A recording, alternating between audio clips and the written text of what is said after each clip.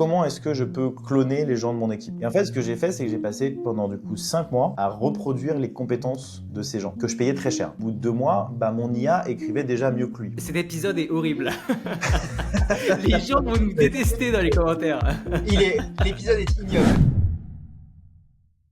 Alors juste avant de commencer l'épisode, si vous voulez recevoir toutes les semaines les meilleures stratégies de croissance pour faire décoller vos revenus, ainsi que les nouvelles tendances émergentes et les idées business pour les exploiter, alors vous allez adorer Next Trends. Next Trends, c'est très simple. Si vous n'avez pas encore d'idée, ça vous aide à en trouver. Si vous avez déjà une idée, ça vous aide à vous lancer. Et si vous avez déjà une boîte, ça vous aide à la faire grandir. Aujourd'hui, il y a plus de 200 entrepreneurs parmi les plus connus de France qui nous ont déjà rejoints. Donc si ça vous intéresse, ce sera le premier lien dans la description. Kevin Dufresne, bonjour, c'est un plaisir de t'accueillir aujourd'hui. Alors aujourd'hui, de quoi est-ce qu'on va Merci à parler? vous. On va parler création de contenu, on va parler LinkedIn, on va parler IA, on va parler automatisation de tout un tas de tâches avec l'IA. On va parler de ton parcours, de la transition que tu as fait entre la formation en ligne pendant plus de 3 ans et les plusieurs millions d'euros que tu as encaissés de la formation en ligne avec ta nouvelle activité. Et le sujet principal, en gros, ça va être comment j'ai remplacé, ou tu as remplacé plutôt, 14 employés par de l'IA, par des agents IA. Donc, on va essayer de réfléchir à quelles sont exactement les tâches que tu as pu remplacer, quelles ont été du coup l'efficacité à chaque fois de l'intervention de l'IA sur chacune de ces tâches, quels ont été les résultats derrière, quels sont tes feedbacks, est-ce qu'aujourd'hui tu continues à recruter ou pas, ou alors est-ce que finalement l'IA fait totalement le taf. Donc voilà, un épisode qui va être très pratico-pratique et qui va à mon avis parler à beaucoup de personnes qui aujourd'hui essayent pas mal de choses avec l'IA, tout en se rendant compte qu'il y a quand même des blocages, des difficultés, et qui se pose la question de est-ce que aujourd'hui le marché est assez mature pour réellement remplacer full-time des employés par de l'IA. Ben Hmm. écoute, peut-être commence par te présenter pour les personnes qui ne sont pas sur LinkedIn, qui ne te connaissent pas du coup, Ça et puis passe. après on pourra rentrer dans le vif du Ouais, bah, sujet. ouais, merci beaucoup du coup pour l'invitation. C'est un sujet du coup qui est assez important pour moi parce que moi l'arrivée de l'IA ça a été ça a littéralement changé ma vie et je pense que vous allez comprendre un peu plus pourquoi parce que les compétences que j'ai, je pense qu'il n'y a pas je pense que c'est les compétences qui sont les plus importantes pour utiliser l'IA aujourd'hui. Euh, En gros, moi, j'ai fait du growth hacking pendant 3 ans. Avant ça, j'étais à The Family. Donc, The Family, qui est le plus grand accélérateur de start-up d'Europe. Donc, je bossais avec Oussama. Bon, ceux qui aiment ou qui aiment pas, bref, on va pas faire le débat dessus. Mais en tout cas, j'ai travaillé là-bas. J'ai accompagné des centaines de startups à atteindre plusieurs millions par an, à revendre leurs boîtes, etc. là-bas. Et du coup, ma spécialité, c'était de construire des systèmes qui permettaient à des boîtes de grossir sans argent, sans effort, et dans un laps de temps très court. Donc, ça implique d'avoir des compétences techniques et d'être très créatif sur comment est-ce qu'on va aller chercher du client sans avoir besoin de dépenser de la publicité tous les jours et que ce soit surtout scalable, répétable et profitable pour l'entreprise. Et donc on a fait des trucs assez dingues, mais en gros pour donner une illustration de la puissance des compétences que j'avais, hein, que j'ai toujours, mais qui m'ont permis d'atteindre, de vendre pour plus de 2 millions de formations, c'est bah, par exemple tout le monde connaît les automatisations sur LinkedIn, tu vois. Tout le monde fait de la prospection sur LinkedIn. Et ben nous, ça fait plus de 15 ans qu'on le fait. Et pendant que tout le monde ignorait la possibilité de faire des automatisations sur LinkedIn et qu'ils envoyaient des messages à la main et qu'ils payaient des équipes de 100 personnes, bah nous, on était tout seuls à envoyer 1000, 2000, 3000, 4000, parfois 10 000 messages par jour sur LinkedIn pour prospecter et faire grossir des boîtes. Donc moi, ce que j'appelle, c'est un unfair advantage, c'est-à-dire c'est un avantage injuste que tu as par rapport à tes concurrents. Parce que tes concurrents, ils n'ont pas connaissance de ce que tu es en train de faire, et donc du coup, tu pars pas avec les mêmes armes. C'est un peu comme si tu faisais une course avec un mec qui est sur un scooter, si tu veux. Mais tu le vois pas le scooter, tu vois. T'es vraiment genre, tu le vois passer, tu te dis putain, comment c'est possible qu'il va aussi vite, et en fait, t'as vraiment, voilà. Et moi, j'ai toujours été fasciné par ce truc un peu unfair advantage. Il y a un bouquin d'ailleurs que j'adore sur ce sujet qui explique qu'il y a 5 manières de pouvoir d'avoir un unfair advantage, c'est le temps, la technologie, la connaissance, le réseau, et l'autre c'est euh, euh, alors je crois que c'est la compétence ou genre le petit secret, le petit système que tu as mis en place que les autres n'ont pas. Et voilà. Et donc moi aujourd'hui j'ai eu une transition vers de la formation et on pourra en parler si tu veux en ligne avec du coup une formation Gros Hacking qui est enfin j'ai plus de 4000 élèves maintenant que j'ai mis un peu en pause depuis 3-4 mois vers la transition d'une nouvelle boîte qui s'appelle Empire Internet. Et Empire Internet, c'est un projet qui a remplacé une équipe de 15 personnes avec l'IA, sur lequel je bosse depuis maintenant 4 mois. Et du coup, je remonte entre guillemets une boîte à 1 million par an, de zéro. Donc ça aussi, on pourra en parler si vous voulez, de savoir enfin, vraiment si de recommencer une boîte de zéro, ça, c'est quand même dur, parce qu'il y a beaucoup de gens qui te disent arrête pas quelque chose qui marche. Moi, j'étais quand même, tu vois, sur mon ancienne formation, j'étais entre 70, 100 par mois, 100 000 par mois, en full organique. Et donc, du coup, en fait, juste de dire, OK, bah, j'arrête et je recommence de zéro, ça, voilà, ça fout un peu les jetons. Ça fait peur, tu vois. Mais je pense que c'est un peu une leçon parce que moi, je me suis mis dans la formation parce que j'avais pas trop d'autres choses à faire et parce que c'est quelque chose que je pense dans lequel j'étais bon. Mais c'est pas non plus le truc qui me passionne de ouf, tu vois.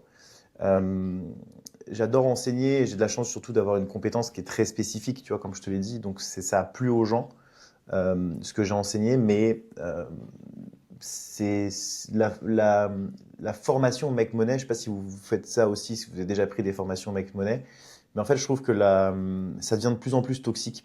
Euh, je trouve qu'il y a vraiment des formateurs qui en rajoutent tout le temps trop, tu vois, genre. Ils sont dans l'over, enfin, vraiment le hormozy en fait a niqué le marché de la formation ou du coaching pour moi parce que ça a mis une espèce d'influence très toxique sur le marché où ouais, faut faire des offres irrésistibles, mais derrière tu délivres pas.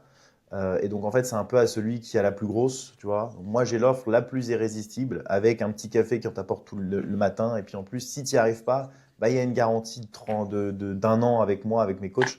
En fait, tu vois, moi, quand je vendais une formation en ligne, c'était juste une formation, tu achètes, tu suis le cours et tu appliques ce que je t'ai appris. Mais je fais pas. En fait, de me dire que pour continuer d'avancer dans ce marché, il fallait que j'empile les trucs qui sont du coup en plus qui demandent de la structure. Parce que du coup, si je fais rentrer des coachs, ça veut dire qu'il faut que je les coach, ça veut dire que je les paye, ça veut dire qu'il faut qu'ils soient présents, ça veut dire qu'il faut que je les manage. Et en fait, du coup, on s'est totalement éloigné du modèle solopreneur où en fait, tu fais du cash en envoyant un email par jour et en écrivant une fois sur LinkedIn tous les jours, parce que la concurrence est devenue beaucoup trop intense, pesante même. Et ça, c'est la première chose pour laquelle j'ai arrêté la formation. Et la deuxième, c'est parce que, enfin, il y en a même trois.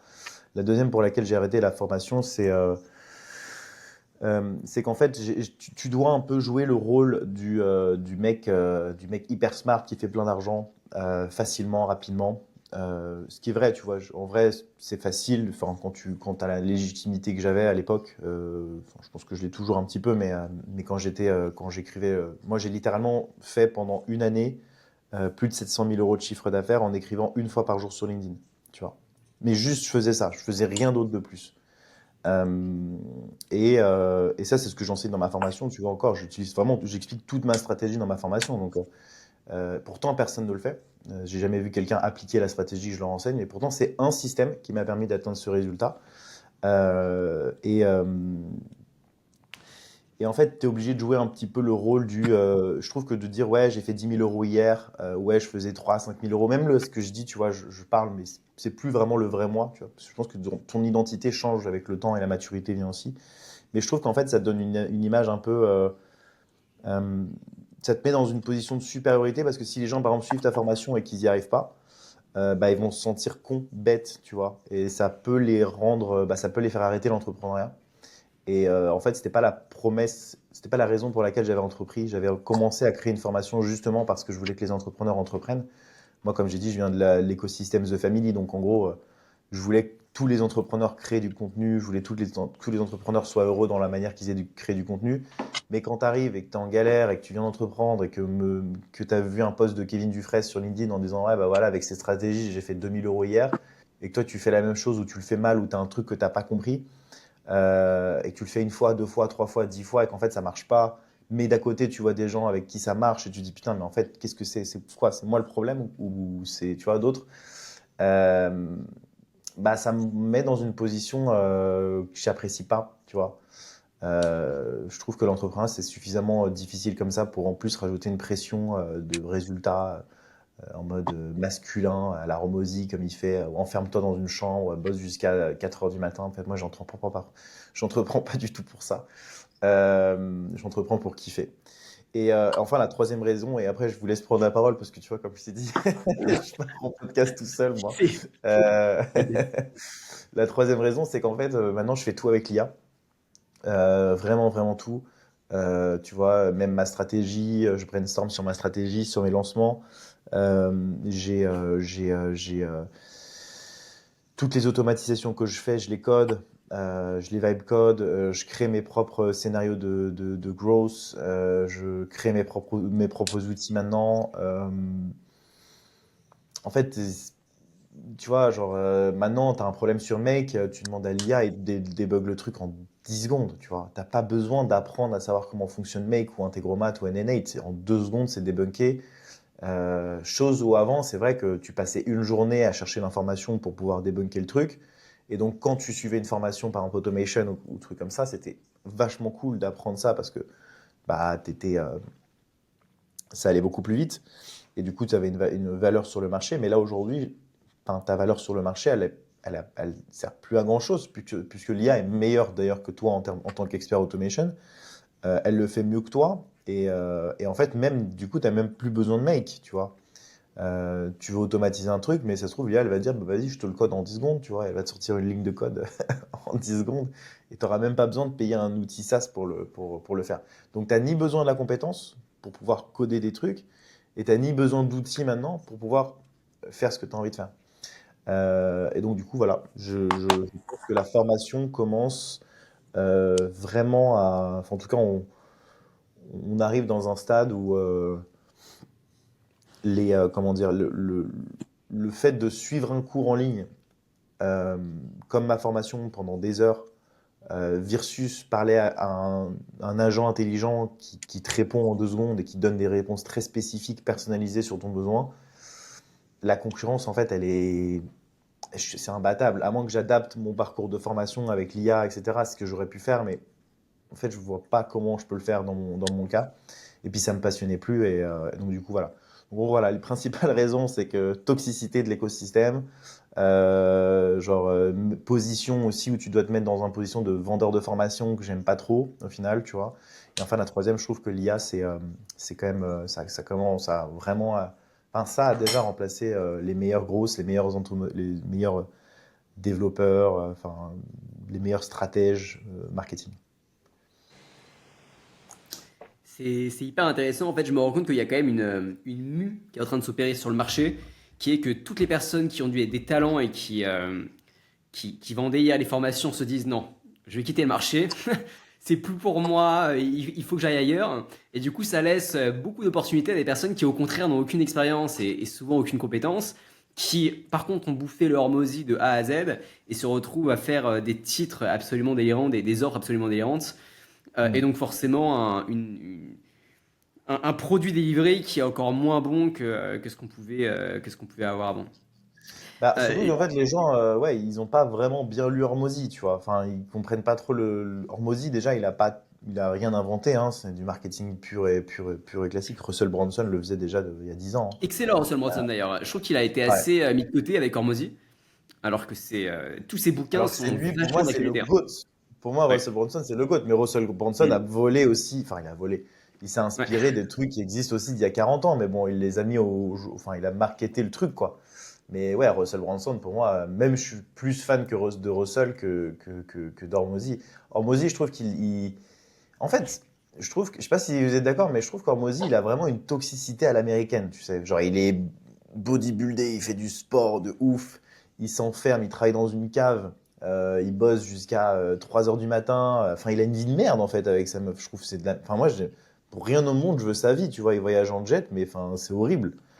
Euh, et genre, je trouve que ça donne une image du. Vraiment, il donne une image d'un mec. Enfin, moi, enfin, l'entrepreneuriat à la française, entre guillemets, c'est Antoine BM qui disait ça, mais c'est vrai que l'entrepreneuriat à la française, c'est qu'en fait, tu as envie d'un business qui tourne sans toi, pas t'emmerder avec des clients. Moi, tu vois, mon business de rêve, c'est de faire 100 000 par mois en automatique. Mais vraiment, moi, je suis là, je bosse 3 4 heures par semaine, tu vois, et j'ai rien besoin de plus de faire. Ça, c'est mon business de rêve, tu vois. Peut-être que ça va changer dans 1 an, 2 ans, et je vais avoir envie de faire une boîte à 10 millions. Mais, euh, mais du coup, Mais enfin, je alors trouve que c'est justement, toxique, quoi. justement, rentrons dans les détails sur ça. Demain, tu dois faire 100 000 euros par mois en automatisant un maximum de choses. Par quoi est-ce que tu commences? C'est quoi déjà les premières tâches que tu supprimes, les premières tâches humaines que tu supprimes, les premières implémentations IA? Je propose qu'on y aille peut-être étape par étape, comme ça. Ouais. Tu avais parlé de supprimer 14 employés, du coup peut-être 14 tâches, on peut les faire toutes les unes après les autres. Ouais. Alors, je sais pas si on peut partir sur les tâches, parce que en gros, c'est pas, ça dépend de en combien de temps tu veux le faire, tu vois, les 100 000 par mois. Déjà, il faut le produit, il faut le système. Je pense que moi, je vais parler plus de moi parce que moi, c'est ce que je dis, je veux faire 100 000 euros par mois en bossant 4 heures par semaine. Donc ça, c'est ma vision. Euh, et en fait, quand tu dis ça, beaucoup de gens vont dire, ah, ben, c'est impossible, enfin, comment tu vas faire ça, etc. Et bah oui, tu pars sur une page blanche et tu te dis, ok, ben moi, c'est ça la manière que je veux d'entreprendre. Tu vois. Donc déjà, ça te donne une visualisation beaucoup plus précise de ce que tu veux atteindre comme objectif et quelle énergie tu veux mettre dans ta boîte. Tu vois. Surtout, il faut que tu crées un produit qui puisse honorer le pari que tu fais. Tu vois ce que je veux dire? En gros, si tu as un produit de merde, bah, c'est sûr que voilà. Donc moi, flemme de faire de l'acquisition, vraiment. Même si j'ai une audience aujourd'hui, vraiment c'est le truc qui est le plus fatigant. C'est-à-dire de trouver des clients tous les jours. Tu vois, moi sur ma formation, je devais trouver 100 clients par mois, quoi. Enfin, c'est juste énorme. Avec des webinars, des trucs, des machins. Enfin, tout ça, ça m'a fatigué. Donc moi, je veux pas ça. Je veux, tu vois, un produit avec des gens qui sont à un niveau avancé dans le business. Parce que du coup, je pense que je peux mieux les aider que c'est des gens qui débutent. Tu vois. Je veux un produit qui soit facile à vendre et où du coup tu comprends très rapidement la valeur perçue du produit. Ça, c'est les 3 briques sur lesquelles vraiment dans ma tête, je me suis dit, ok, je lance un nouveau produit, c'est ça que je veux. Et donc, pas d'acquisition, ça veut dire du repeat, tu vois. C'est-à-dire qu'il faut forcément un produit avec abonnement. Parce que du coup, moi, si je sais dire que potentiellement, voilà, je veux que tous les mois, les gens me payent et que j'ai pas à aller en chercher de nouveau à chaque fois. Ok. Et que en fait, il y ait du bouche à oreille ou que j'en sais rien. Ça, c'est la première chose. C'est hyper important de penser à ça parce qu'en fait, tu vois, par exemple, dans la formation en ligne, il n'y a pas de repeat.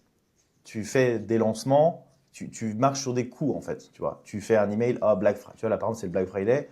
Ah, bah, offre Black Friday, c'est le moment, on y va. Donc, ce qui fait que, en fait, ton CA, il est comme ça tout. Et après, d'un coup, il monte, tu vois. Et après, le lendemain, il n'y a plus rien. Enfin, déjà, c'est angoissant, c'est stressant. Donc, tu n'as pas vraiment de système, tu n'as pas de repeat. Tous les nouveaux clients que tu as, c'est des clients que tu as dû aller chercher. Donc, il y a beaucoup de gens maintenant qui te disent qu'il faut faire de la publicité, etc. Avec des closers, setters, machin. Mais bon, c'est plus le même business, en fait. Tu vois, c'est pas le business que je veux. Bref, moi, c'est pas le business que je veux. Ça me ressemble pas, tu vois, d'avoir des closers, des mecs qui vont te pousser à acheter un truc dont tu n'as pas forcément envie. Bref. Euh, et ensuite, la chose qui est importante, c'est de savoir avec quel type de client tu veux bosser. Et ça, c'est un truc auquel j'ai pas forcément réfléchi au début, mais je pense que c'est hyper important. Je ne sais pas si c'est pareil pour vous, mais il y a des clients vraiment relous. Il y a vraiment des clients vraiment relous. Et souvent, les clients les plus relous, c'est les clients qui payent pas cher. Et alors, c'est une légende qu'on raconte sur Internet, mais j'assure que c'est vrai. Les gens qui vont vous payer un truc à 30 balles, putain, on dirait qu'il a acheté un appartement, le mec, c'est un délire. Et même sur ma formation, tu vois, en fait, ma formation, il y a full valeur. Et je sais que j'ai fait venir tout et n'importe qui, tu vois, dans cette formation. Mais c'est parce que je devais trouver 100 clients par mois. Donc, il n'y avait pas de filtre, tu vois. Il n'y avait même pas de closer, en fait. Moi, je vendais tout en ligne avec un email et voilà.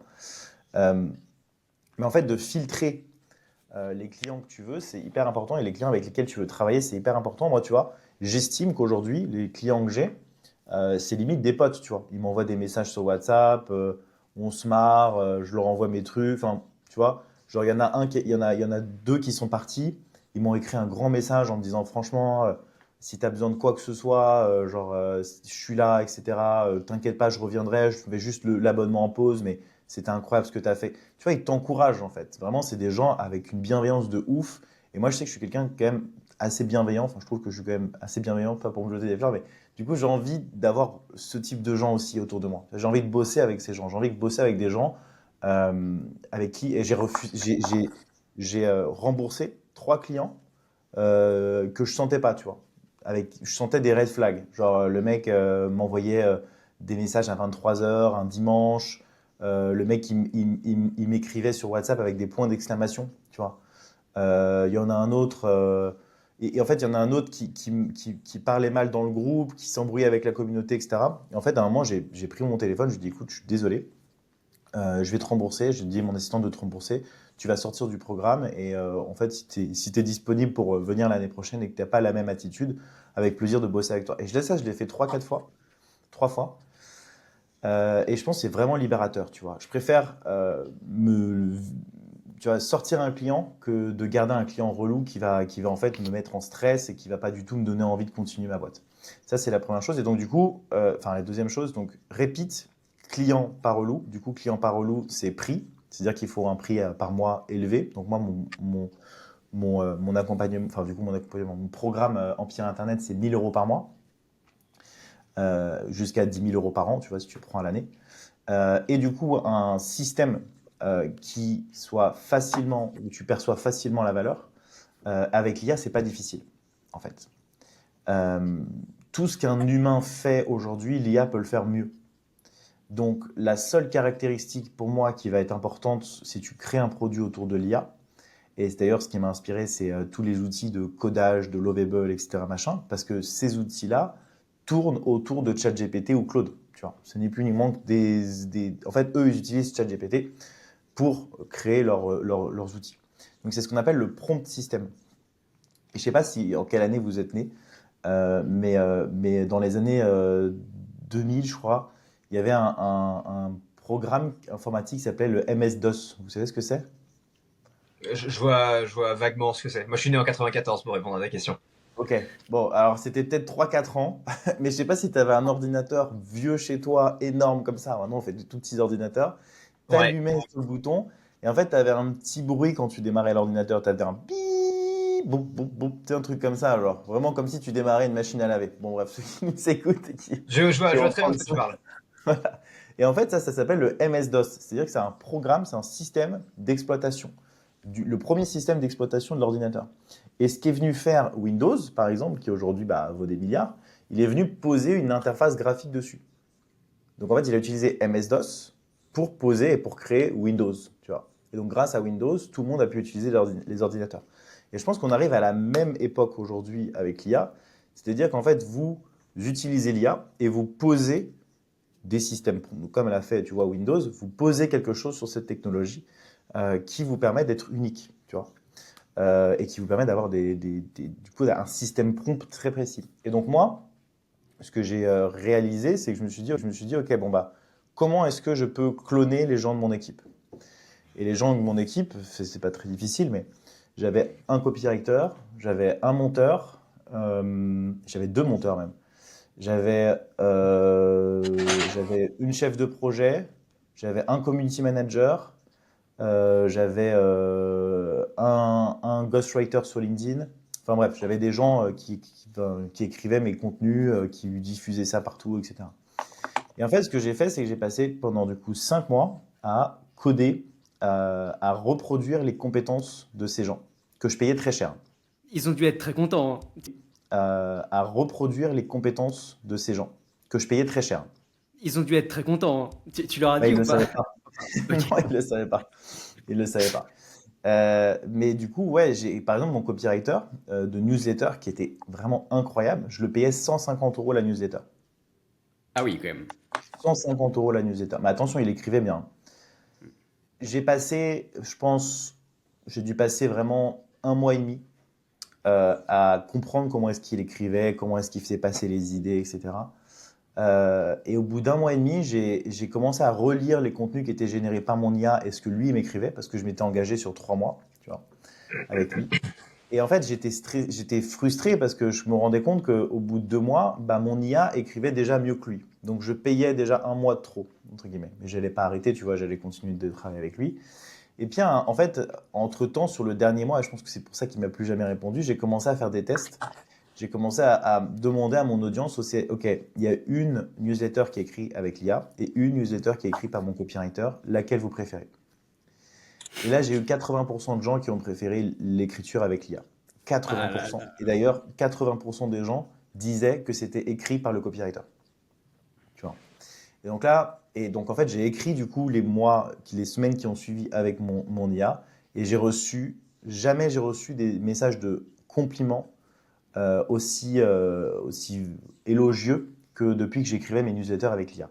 Vraiment jamais. Les mecs, ils m'ont dit, putain, on dirait des newsletters à l'américaine, même des copywriters très avancés. Et d'ailleurs, je crois qu'il m'a plus jamais répondu. S'il se reconnaît, je suis désolé, mais il m'a dit, franchement, ton copywriter, il est trop fort. Ta newsletter, je l'adore, etc. Je fais, bah désolé, c'est pas un copywriter, c'est une IA. Et en fait, après, je regarde son profil et c'était un copywriter. Donc, je pense qu'il n'a pas dû forcément apprécier. Après, c'est pas. Je pense que le copywriting, c'est un métier qui commence à. Alors, pas pour tout, mais Et, je pense que et, sur ça, ouais. j'ai juste une question sur ça. Moi, j'avais une croyance, c'est à partir du moment où je sais que je reçois des mails qui sont 100% rédigés par une IA, alors que normalement c'est un humain qui est censé être derrière parce que c'est la newsletter de Kevin Dufresne par exemple, mais quel que soit Mhm. le personal branding, bah, je pense que j'aurais plus de mal à me dire bah, je vais ouvrir parce que ce que je recherche c'est l'idée de la personne et pas forcément l'idée de l'IA. Ouais. Donc là, ce que tu nous dis, c'est que ça n'a rien changé pour toi sur tes taux d'ouverture, sur tes taux de clics, voire même les retours étaient encore meilleurs.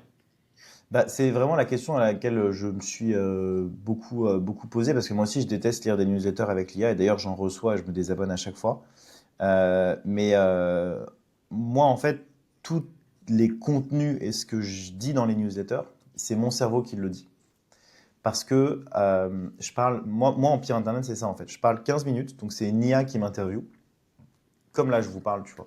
Euh, tu vois, vous me reprenez sur des trucs, tu vois, par exemple, typiquement, ça pourrait être une question que mon IA m'a posée. Et ensuite, avec cette discussion, nous, on va extraire le transcript et on va passer ça dans tout notre système pour te générer bah, du coup les newsletters, des posts LinkedIn aussi que moi j'ai travaillé avec mon système prompt et je te parlerai aussi de LinkedIn, comment est-ce que j'ai travaillé mes prompts pour LinkedIn. Euh, et en fait, ce que tu dis, euh, c'est reproduit mais à la perfection par l'IA.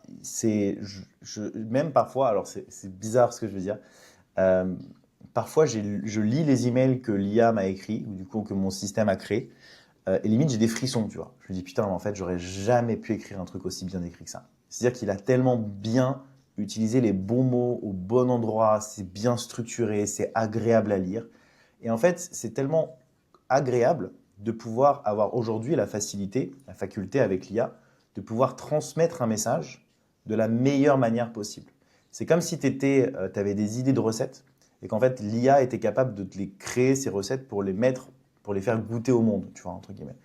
Je trouve que le truc le plus frustrant aujourd'hui pour un entrepreneur, c'est d'apprendre à écrire, d'apprendre à faire passer un message, d'apprendre à être clair, Le copywriting, c'est vraiment une compétence difficile, tu vois, c'est de l'exercice, c'est des années et des années et des années de travail pour pouvoir apprendre à vraiment savoir écrire une bonne newsletter, un bon posting. Moi, ça a pris des années, tu vois. Je sais que comment dire, comment dire, le temps de monter en compétence sur le copywriting est juste gigantesque. Et d'ailleurs, tout est du copywriting quand il réfléchit. Les pages de vente, c'est du copywriting. Les newsletters, c'est du copywriting. Les publicités, c'est du copywriting. Euh, Tes scripts YouTube, c'est du copywriting. Tout est du copywriting. Tout, à partir du moment où tu es bon en copywriting, tu es bon en business. Voilà. D'ailleurs, je ne sais pas si tu connais cette histoire de l'inventeur du copywriting. D'ailleurs, c'était un taular. Il a fait plusieurs millions en faisant ça. Il était en prison et il s'amusait à prendre tous les McDonald's sur des adresses des McDonald's dans les pages jaunes. Et il a envoyé un courrier à tous ces gens avec une lettre hyper bien copyrightée. Il leur a dit voilà, j'ai fait une étude sur le copywriting, enfin sur les McDonald's, du coup votre nom de famille McDonald's, pour savoir d'où vous venez, votre réputation, enfin bref, toute l'histoire des McDonald's. Et grâce au copywriting, du coup, il a fait plusieurs millions de sa prison parce que du coup, les gens devaient envoyer un chèque de 5 dollars pour recevoir l'étude.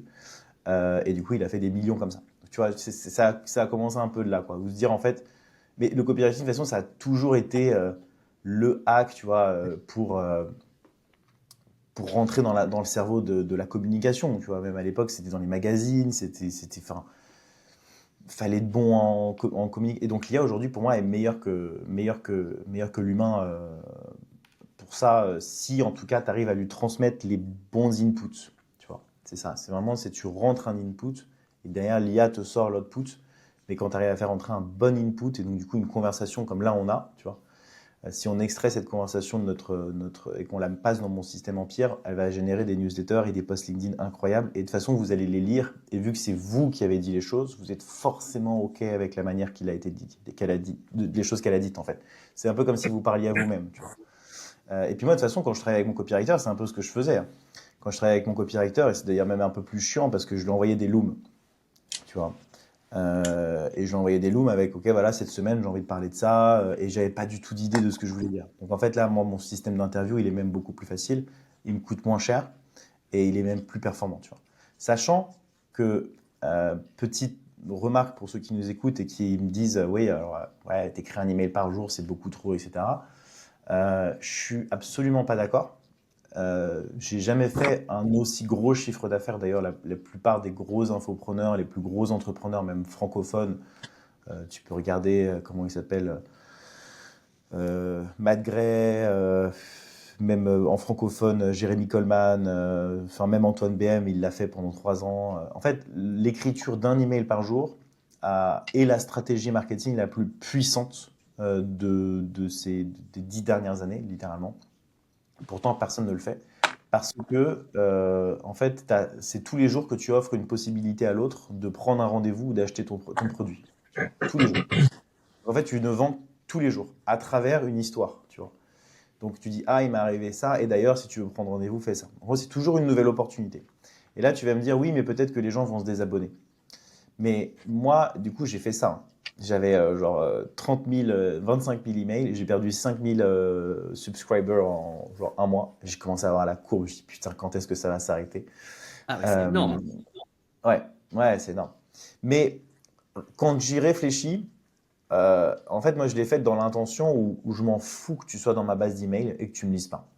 Parce que l'action de te désabonner, elle est brutale. Tu vois, quand tu te désabonnes d'un pote sur Instagram, l'action est brutale. Tu restes même parfois un petit peu abonné parce que tu dis bon, voilà, on sait jamais, etc. Mais quand tu te désabonnes, c'est que putain, laisse-moi tranquille, je veux pas du tout entendre parler de toi, tu vois. Donc, en fait, quelqu'un qui te désabonne de ta newsletter, c'est quelqu'un qui te lira pas de toute façon. Donc, tant mieux, fais le filtre, tu vois. Moi, un créateur que j'aime bien, tu vois, j'étais en train de dire ça à mon frère hier. Tu vois, moi, j'aime bien les petites vidéos d'Oussama, il me fait marrer, les petites vidéos de 10-15 minutes où il parle, même les vidéos de Guillaume Moubèche, tu sais, là, où il est en improvisation, il raconte ses trucs. J'adore. Je sors dans ma rue, je mets mes écouteurs, et en fait, j'en veux tous les jours des vidéos comme ça. Et parfois, je vais pas en écouter, parfois, je vais en écouter, parfois, il y a des sujets qui vont pas me plaire, parfois, des sujets qui vont me plaire, parfois, ça va me parler, parfois, ça va pas me parler, mais en fait, je reste et j'en veux plus, tu vois. Et c'est comme une bonne série télé, tu vois. Genre les gens ils disent ouais, il faut attendre par exemple Game of Thrones. J'en veux tous les jours des épisodes de Game of Thrones, tu vois. Et c'est ça en fait pour moi ma vision de la création de contenu, c'est qu'en fait tu inventes ta propre série, ta propre histoire, et qu'en fait il faut que les gens veulent la vivre avec toi parce que sinon bah ils ont rien à faire là en fait. C'est qu'ils n'ont pas compris le game de ce que tu es en train de construire.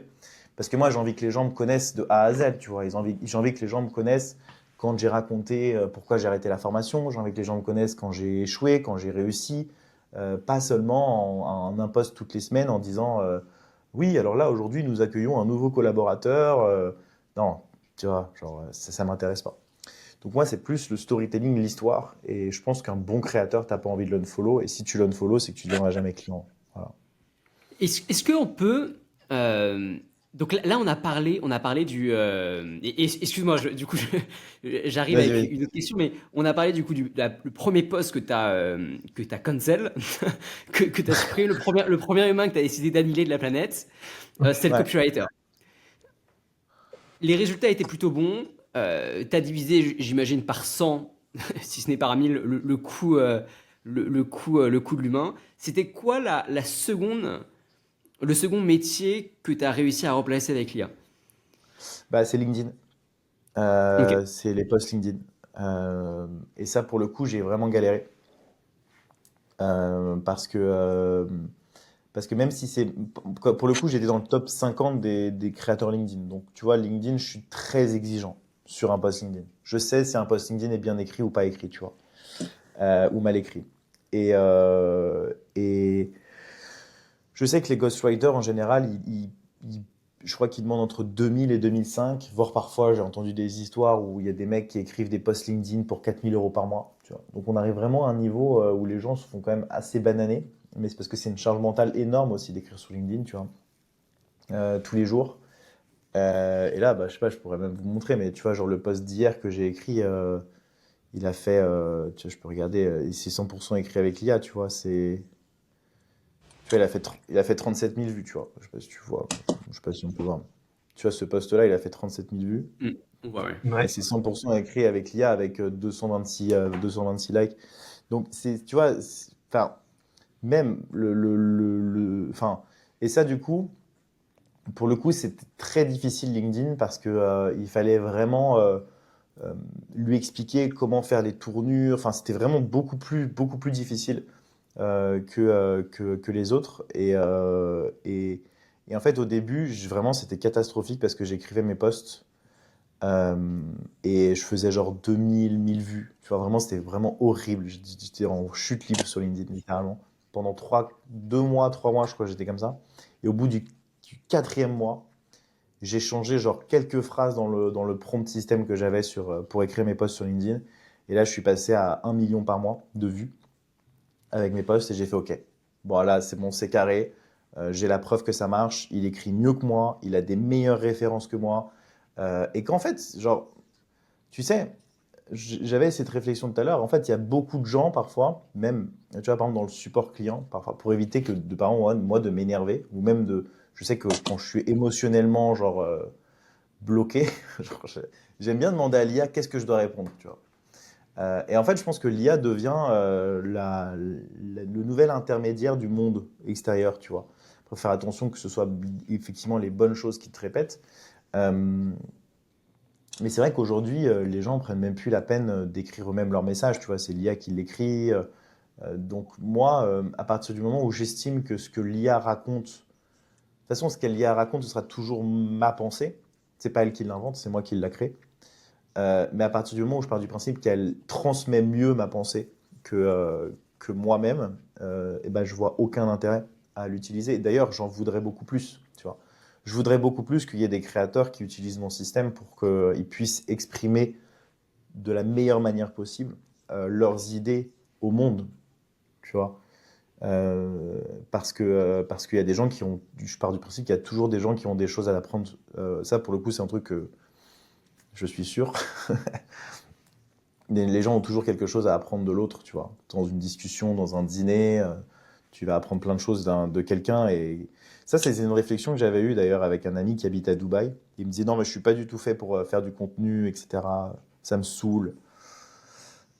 Et là, du coup, je lui parle pendant 15 minutes. Et après la discussion, je dis putain, mais en fait, tu te rends pas compte de toutes les pépites que tu m'as sorties pendant 15 minutes et que je suis sûr que si tu avais mis ça sur les réseaux sociaux, tu serais parti viral, quoi. Il me fait, mais non, pas du tout. Parce qu'il sait pas, il comprend pas et il a pas quelqu'un pour lui prendre la main pour le faire. Mais en fait, c'est hyper intéressant ce qu'il disait, tu vois. Genre, moi, j'aurais été hyper intéressant de le suivre et je sais que si j'avais pris ce truc, je l'avais filmé et je l'aurais découpé en petits morceaux pour les mettre sur les réseaux sociaux et si j'étais tombé dessus, j'aurais été ravi de le suivre, tu vois, pour apprendre des choses sur l'investissement à Dubaï, etc. Je pense qu'il n'y a pas assez de gens qui créent du contenu. Et je pense que d'ailleurs, la majorité des gens qui créent du contenu, alors je ne veux pas faire de trucs, voilà, mais en fait, plus il y a de gens qui vont créer du contenu, plus on va rééquilibrer les bons et les méchants, tu vois. Parce que du coup, là, il y a un peu les bons et les méchants. C'est un peu les gens qui racontent n'importe quoi, qui te vendent du rêve, etc. Et il manque une grosse partie des bons qui ont juste la flemme et pas la compétence pour le faire. Et j'espère qu'avec Empire Internet, ça va les aider à du coup reprendre le contrôle sur la toxicité de l'entrepreneuriat à l'américaine d'Hormozy, quoi. Alex, est-ce que tu as une réflexion? Sinon, on passe au troisième métier. Non, justement, moi j'ai une réflexion qui arrivera à la fin, qui est plus large justement, mais vas-y, je te laisse finir sur les métiers, comme ça Ouh là là, je vais me faire je- cuisiner encore. Qu'est-ce qui se passe? Ouais, t'inquiète pas, t'inquiète pas. Vas-y, Luc, je te laisse poursuivre. Directement, Kevin, là, du coup, c'est copywriter email, Ouais, copywriter LinkedIn. ouais. Boum, c'est deux personnes de plus au chômage, malheureusement. Euh, c'est qui la troisième personne qui passe à la casserole? Bah là, c'est chef de projet, monteur. Alors, en fait, ouais, le C'est montage, horrible. Je me rends compte que cet épisode est horrible. Les gens vont nous détester dans les commentaires. L'épisode est ignoble. On je est suis vraiment. désolé. Non, il faut en parler après. Bon, après, on peut ne pas être d'accord, c'est pas grave, mais moi, je payais des monteurs, pour la petite histoire, je payais des monteurs à Lisbonne. J'avais investi sur un studio de podcast. Je payais des monteurs entre 80 et 150 euros le Reels Instagram. Euh, Globalement avec des fautes d'orthographe, pas bien coupé, pas bien monté, etc. Et là, avec mon IA, en fait, en gros, mon IA, ce que ça fait, c'est que du coup, ça prend l'interview, tu vois, comme là, on parle, ça va sélectionner les meilleurs moments, ça va tout sous-titrer, ça va te découper, ça va te rajouter aussi des b-rolls. Je sais pas si tu vois ce que c'est des b-rolls. Les b-rolls, c'est les transitions sur les vidéos, en fait, des images d'illustration de tes vidéos. Et ça va te rajouter des effets dessus, etc. Ça, c'est la première manière avec l'IA. Il y a aussi une autre manière que moi j'aime bien faire, enfin, que j'ai intégrée dans mon système, c'est d'utiliser tes propres vidéos avec ta voix off dessus. Donc en gros, tu parles par exemple, tu fais un challenge, tu vois, tu dis voilà, je fais 1 million d'euros en 30 jours. Et du coup, tu fais jour 1 et tu racontes ta vie en voix off. Et après, l'IA, elle va récupérer toutes tes vidéos de ton téléphone. Et genre, tu as rajouté une petite description à côté. Et elle va les monter automatiquement. Elle va choisir les meilleurs plans pour pouvoir monter la vidéo. Et juste avec ta voix off, en fait, tu peux créer du contenu. Tu sais, c'est un peu Et les tu, trucs sur ça, tu, Instagram, ça fonctionne bien, ça. ça, tu fais ça comment?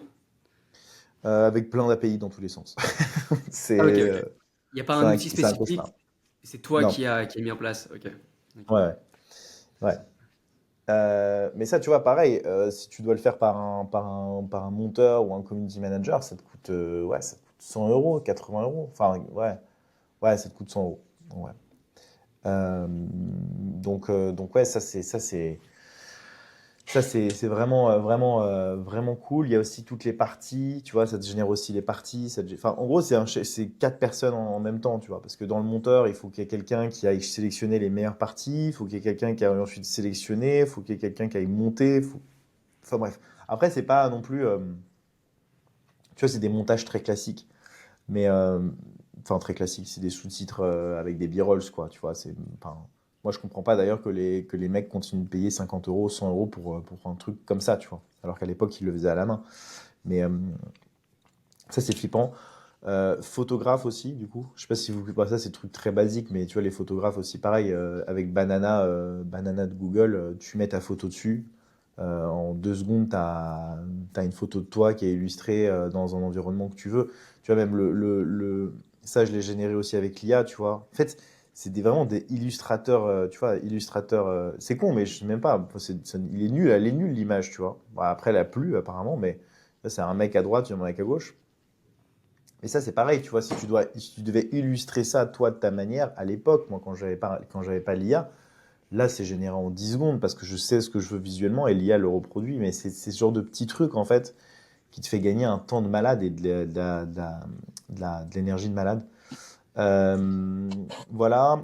Euh, alors, il y a un truc, on peut enchaîner les métiers comme ça, si vous voulez, Hmm. pendant tout l'épisode, mais j'ai surtout un truc que je voudrais dire parce que, effectivement, je me rends compte qu'on est en train un peu de mettre les gens en PLS. Mais moi, dans le système Empire, euh, ce qu'il faut comprendre, en fait, c'est que l'IA, par rapport à un ordinateur, elle n'a pas de log. Vous voyez ce que c'est un log? C'est-à-dire qu'en fait, quand tu développes une solution technique, technologique, il y a des logs, c'est-à-dire l'information du bug va remonter. Elle va dire alerte, ça a bugué parce que sûrement vous avez fait cette erreur. Ok? En fait, dans l'IA, tu n'as pas ça. C'est-à-dire que l'IA va, si tu te poses 2 fois la même question à l'IA, la réponse va tout le temps être différente à chaque fois. Donc, elle est impossible à traquer. Tu ne peux pas savoir ce qui va sortir de l'IA à la fin, quoi. Donc, il faut forcément, et moi c'est ça ma vision du futur de l'entrepreneuriat, ou du moins de créer des entreprises, pour moi, c'est un fondateur avec uniquement des assistants. C'est-à-dire qu'en fait, on devient des assistants de l'IA. Et moi, c'est ce que j'ai fait dans Empire Internet. J'ai créé des process, tu vois, avec mes assistants. Je leur dis, voilà, tu fais ça, tu vérifies ci, tu fais comme ci, tu vas là, tu te connectes ici, etc., etc. Et en fait, j'ai des process genre militaires euh, pour que en fait, chaque contenu qui soit créé soit vérifié par un humain et puisse être ajouté, et qu'en fait, quand tu arrives sur le site et que tu veux publier ton contenu, et ben, c'est vérifié. C'est même plus à toi de corriger les quelques fautes, les quelques phrases qu'il y a dans le texte, c'est déjà fait, quoi, tu vois. Et je pense qu'il faut un garde-fou, un peu comme, tu sais, Charlie Chaplin, tu sais, qui tournait les trucs comme ça. Il y a toujours quelqu'un à la fin de la chaîne qui vérifie que tout est bien passé, quoi. Et je pense qu'aujourd'hui, on est un peu obligé de faire ça. Donc, si vous voulez utiliser l'IA, et d'ailleurs, je trouve que c'est ce que la majorité des erreurs dans le SaaS avec l'IA font très mal, c'est justement d'implémenter cette notion d'humain. Parce que du coup, si tu veux tout automatiser, l'humain, il est où, tu sais? Donc, step by step, je pense il y a la place de l'humain aujourd'hui dans l'IA, elle est dans l'assistana. Elle assiste l'IA, en fait. On devient des assistés d'IA. Et c'est plus vraiment l'IA qui nous assiste aujourd'hui, tu vois. Euh, et le truc qui va être marrant, c'est quand les deux IA vont pouvoir communiquer entre elles, tu vois, ce qui est déjà un petit peu le cas, mais elles vont pouvoir se corriger elles-mêmes les choses, tu vois. Mais je pense qu'il y a toujours besoin d'avoir l'humain au centre de tout ça. Et je pense d'ailleurs que l'avenir du travail, c'est celui-là. C'est-à-dire qu'en fait, on va laisser l'IA travailler pour nous. Je pense que la valeur du travail va extrêmement chuter. Euh, En fait, tu vois, même c'était récemment Amazon là, qui a viré, je crois, 40 000 employés pour les remplacer par l'IA. En fait, ça, c'est des signaux où, en fait, Je crois que c'est, je crois que c'est 100 000, mais c'est Ah ouais, pas 100 avant 000. quelques années. Je crois que c'est 100 Ouais. 000 et c'est via des robots directement. Je sais pas si on parle de la même chose, Ouais. mais Ouais, le ouais, titre je crois c'était que 100 000 et ils ont c'était. fait une annonce récemment, ouais, ça a fait un petit peu un bad buzz, mais même tous les mêmes, même t'as vu, comment il s'appelle, Elon Musk qui veut, alors je crois que c'est Elon Musk qui veut remplacer des financiers. C'est-à-dire que c'est des financiers qui viennent, qui sont payés et qui font des analyses et qui entraînent le robot Grok. Ça c'est OpenAI pour le coup. OpenAI qui. C'est OpenAI Mais qui ouais, fait. Ah oui, c'est ça, c'est OpenAI. Ouais, ouais, ouais. Mais ouais. Grok le fait aussi, je crois. Euh, donc en gros, ouais, en fait, on est amené à s'auto-remplacer, tu vois. Et je pense que c'est fine. Faut juste en avoir conscience. Et je pense que si j'étais aujourd'hui, tu vois, je réfléchirais. Euh, alors, si je devais, enfin, survivre à l'IA, on va dire, il y a 3 choses. La première, c'est donc ce que j'ai fait moi avec un peu un pied internet, c'est-à-dire mettre un truc par-dessus l'IA, mais il faut faire attention que ton produit devienne pas un prompt demain. Tu vois, typiquement, Make ou Integromat, ils se font remplacer par Google, alors qu'on pensait que ça allait jamais arriver. Cursor, bah, en fait, c'est une extension de Claude. Donc même s'ils sont valorisés de 100 millions, bah, ça risque de se péter la gueule un jour. Alors là, je sais pas Euh, si vous avez vu, mais justement, c'est C'est d'un plutôt 30 newsletter du jour milliards, d'ailleurs, un mec. stop promo. Ouais, ils valent 30 milliards maintenant. Cursor, ah ouais, ils viennent de lever putain, 2,3 milliards, 30 2,5, je sais, ou milliards. 2,9. Mais c'est Et là, vachement risqué. Franchement, bah après ils sont ouais. chauds, hein, moi j'adore, mais ouais. Je pense qu'ils vont se faire racheter par Claude, tu vois. Moi, si tu veux, c'était ma question suivante qui emballait tout ça et qui était, t'as été chez The Family, donc je pense que tu es très très au fait de l'écosystème startup, comment il fonctionne et compagnie. Qu'est-ce que toi tu penses, au vu de ce que tu fais aujourd'hui, de la possibilité de faire une one person, 1 billion dollar compagnie, tu vois? Enfin, valoriser 1 milliard, un seul mec, ou deux fondateurs à la limite, tu vois, mais Bah, super, dans le super. contexte que je t'ai dit, ouais, dans le contexte que je t'ai dit, moi j'y crois grave. Dans le contexte d'avoir une assistante avec, c'est ça en fait. Moi, le futur du Ouais. travail, c'est ça. C'est plus des organigrammes, machin. En fait, c'est non, c'est toi avec tes IA et une assistante que tu formes et qui, en fait, t'as plus d'employés, quoi. Mais de toute façon, ça a aucun sens de garder un expert marketing alors que l'IA est largement à ingurgiter toutes les meilleures techniques marketing du monde, tu vois. Donc, moi, l'avenir, c'est celui-là. J'y crois, ouais. La 1 billion, Et, j'y crois. Mais la 1 billion, elle va venir. Je pense que ça va être Hormozy, par exemple. Les mecs comme ça. Hormozy, Orbit. Russell Brunson. Tu vois, qui était pas loin, Russell, hein. Il a vendu quand même pour pas très loin. Mais justement, c'était la troisième chose pour survivre à l'IA, c'était de travailler son personal branding, c'est-à-dire faire du contenu. Il y a quelques années, quand j'étais à The Family, les gens qui avaient une audience, on les traitait un petit peu de clochards parce qu'ils ne pouvaient pas revendre leur boîte plusieurs millions. Euh, mais aujourd'hui, en fait, dans une économie de l'attention comme on est aujourd'hui, euh, le plus difficile, c'est d'avoir une audience.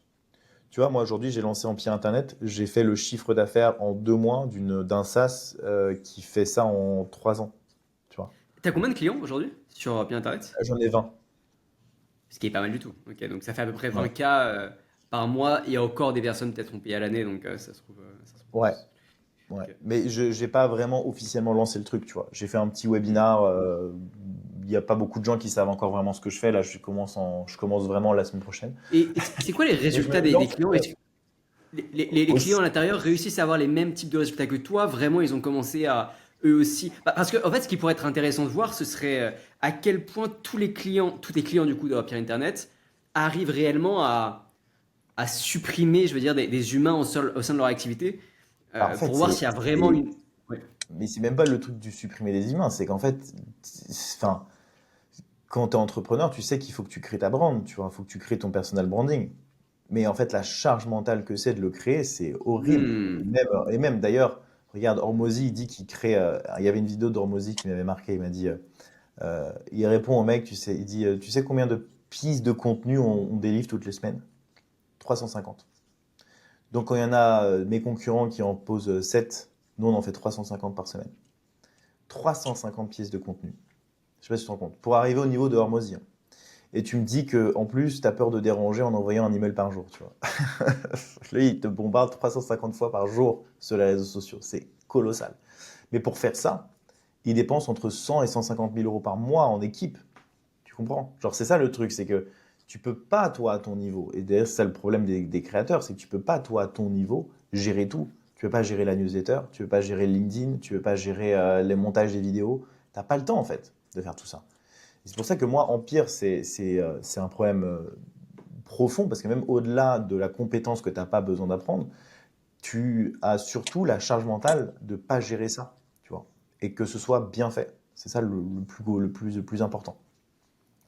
Parce que, et c'est un peu, tu vois, j'ai des gens de Empire Internet, donc il y a des gens qui ont doublé leur pipe, littéralement, tu vois, dès les premières semaines.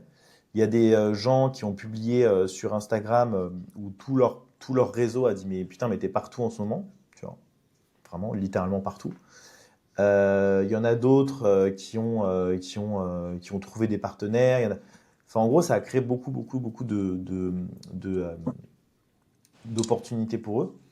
Euh, et après, si j'ai un point que je dois améliorer, je pense, dans Empire, c'est qu'en fait, tout le monde n'est pas fait pour créer du contenu. Et là, d'ailleurs, c'est pour ça que j'ai rajouté un upsell dans Empire Internet où tu peux prendre 4 heures de coaching avec un expert que j'ai sélectionné moi, dans le branding, qui va faire toute ta stratégie avant de rentrer dans Empire Internet, tu vois. Et ça, c'est important parce que, tu vois, savoir quoi dire, comment le dire, euh, c'est une machine, tu vois. C'est un peu comme si tu devais passer ton permis de conduire, quoi. Tu vois, il faut que tu apprennes à conduire avant de pouvoir utiliser une voiture. Bah là, c'est un peu pareil, parce que si tu n'arrives pas à la conduire, tu vas rentrer dans le mur. Euh, donc ça, c'est le truc que j'améliore aujourd'hui. Et surtout, en pied Internet, je lance à l'international. Donc c'est une boîte avec laquelle tu peux l'utiliser en anglais, en français, en tout ce que tu veux. Et l'autre truc aussi qui est intéressant dans le produit, c'est que j'ai rajouté un. Tu vois ce que c'est le clipping? Oui, oui, oui. En fait, le Tu peux clipping, expliquer, pour hein. ceux qui nous... Ouais, bah, le clipping, en fait, pour ceux qui nous écoutent, c'est normalement on paye des gens pour du coup clipper les vidéos. C'est-à-dire que par exemple, le podcast qu'on fait là actuellement, on est censé, il y a des gens que tu payes et qui vont découper la vidéo, la monter et la publier sur des comptes externes au tien. Donc sur TikTok, sur Instagram, bref, whatever. Et du coup, c'est censé te rajouter de la visibilité. Et en fait, tu montres ton visage à l'algorithme le plus de fois possible. Donc, t'as plus, du coup, tu as 100 comptes qui publient ton visage sur les réseaux sociaux. Donc, du coup, tu as 100 fois 100, même si ta vidéo elle fait 100 vues, 100 fois 100 visibilité en plus, sachant qu'en fait, les algorithmes retiennent ton visage. Donc, en fait, ils s'habituent à ton visage. Et donc, si tu t'es arrêté, je sais pas, 2 secondes, tu vas rescroller et tu vas me revoir le plus souvent possible, quoi. En gros, vraiment, c'est comme ça que tous les hommes politiques, tous les influenceurs ont commencé. Iman Gadzhi même on a abusé énormément, utilisant des robots, des machins, etc. Et donc en fait, moi dans Empire, par exemple, ce que j'ai fait, c'est du coup j'ai une API Empire où chaque post LinkedIn, chaque Reels, chaque newsletter, j'ai un webhook, du coup j'ai un élément qui se déclenche. Et du coup, je peux la multidiffuser sur tous les autres réseaux sociaux. C'est-à-dire que là, ce que je suis en train de construire, c'est j'ai créé une trentaine de comptes Instagram et toutes les reels que je poste une fois vont se poster 30 fois. Et je me lance aussi à l'international. Du coup, ce que j'ai fait, c'est que j'ai repris le compte LinkedIn de mon père, tu vois, et j'ai mis mon prénom, mon nom, voilà, lui il a fait son truc de vérification. Et tous les posts LinkedIn que je vais écrire en français, je vais rajouter un module dans Make de traduction et je vais le traduire en anglais, tu vois, tout simplement. Et du coup, je vais le publier sur le compte de mon père. Et donc, en fait, je suis d'une part sur 30 comptes Instagram, YouTube, TikTok, en plus que ce que je fais, plus je me lance sur l'international sur un compte LinkedIn avec celui de mon père. Il faut savoir que je prends le LinkedIn de mon père parce que vous ne pouvez pas créer des comptes sur LinkedIn. Il vous demande votre pièce d'identité maintenant. Donc c'est beaucoup plus difficile. Pareil sur Facebook, ils sont devenus très chiants à ce niveau-là. On trouve des moyens de s'en sortir, hein. Guillaume Houbèche a refait un post LinkedIn, d'ailleurs, je ne sais pas s'il s'est refait dégager ou pas. Mais voilà, il y a toujours des petites techniques pour contourner les systèmes. Et donc voilà, t'imagines en fait, une fois que tu as implémenté ce système, et surtout, tout part d'une conversation de 15 minutes. Tu vois. Donc tu parles 15 minutes, et en fait, en cascade, tu as tous ces contenus qui se créent partout, quoi. Hyper Donc intéressant. c'est brutal, c'est assez violent. Mais c'est ça l'IA en fait, c'est que vraiment, tu vois, si je me suis amusé à estimer ce que nous on fait par rapport à si tu devais le faire tout seul. Alors sans compter l'API que je viens de te parler parce que je l'ai rajouté il n'y a pas très longtemps, mais juste pour la création de contenu d'une semaine, il faudrait que tu bosses 15 heures dans la journée. 15 heures la journée. C'est-à-dire genre juste bosses 15 heures dans la journée juste pour créer le contenu qu'on te génère dans la semaine. C'est-à-dire que c'est impossible en fait. C'est-à-dire que tu as Empire, toi tu as travaillé 15 minutes, tu vois. Mais c'est ça le gap avec l'IA aussi, tu vois. C'est qu'au-delà de la compétence, tu as pareil, moi, tu vois, sur mon IA, quand je code avec Cursor, parfois il dit ouais, c'est 2 jours de dev. Je fais ok, vas-y, fais-le. Et il le termine en 10 secondes, tu vois. Genre en fait, c'est 2 jours de dev d'un humain, mais pas d'une IA, tu vois. Donc c'est plus rapide, c'est plus performant et genre en fait c'est juste monstrueux quoi. En fait l'impact que tu peux avoir avec l'IA aujourd'hui, elle est juste monstrueuse. Alex, je crois que tu vas devoir nous quitter dans quelques minutes. Peut-être, Kevin, ça pourrait être intéressant de faire un épisode 2, parce que là, tu as parlé de trois quatre métiers. Je pense que ça peut intéresser nos auditeurs de découvrir du coup les 10 autres. Il y a aussi d'autres questions, que ce soit des questions philosophiques ou alors des questions. Bon, je suis aussi curieux de savoir comment ça se passe à l'intérieur, comment tes clients réagissent, parce que de ce que j'ai cru comprendre aussi, c'est que tes clients utilisent leur pierre Internet pour c'est des trucs nouveaux qu'ils lancent, quoi. C'est pas des activités qu'ils ont déjà, qu'ils automatisent et où ils vont réduire de l'humain. Donc ça aussi c'est intéressant puisque en effet ça permet à des personnes qui n'auraient jamais publié sur le réseau de publier massivement. Ouais, et puis surtout Et c'est ça une pourrait être charge aussi mentale. intéressant de réfléchir. Ouais. C'est Et je vraiment une charge disais, mentale pour les gens. ouais, de ouf. Et ça pourrait être aussi intéressant que tu nous expliques comment, alors, sans nous donner tous tes secrets et tout, bien entendu, je comprends, mais comment une personne qui souhaite de son côté arriver à automatiser ne serait-ce que les posts LinkedIn ou ce genre de choses, comment est-ce qu'il pourrait le faire directement, sans forcément, même sans forcément faire appel à ton service. Voilà, je sais pas si Alex, tu as des questions, mais voilà, j'ai peur que sinon ce soit un peu short pour toi. Non, Si non, on... c'était très très cool. Moi aussi, je suis très chaud pour un épisode 2 où j'aurai évidemment Avec plaisir. pas mal de questions comme toi dans lesquelles on pourrait rentrer. Mais non, non, très cool. Merci Kevin, du coup, d'être venu et de nous avoir un peu expliqué, bah, en tout cas sur les premières phases, de qu'est-ce que tu as fait, qu'est-ce que tu as mis en place et comment tu vois le marché se développer. Enfin, c'est très cool. Ouais. Bah, merci beaucoup de m'avoir invité en tout cas. C'est le premier podcast où j'explique officiellement ce que je fais avec Empire Internet.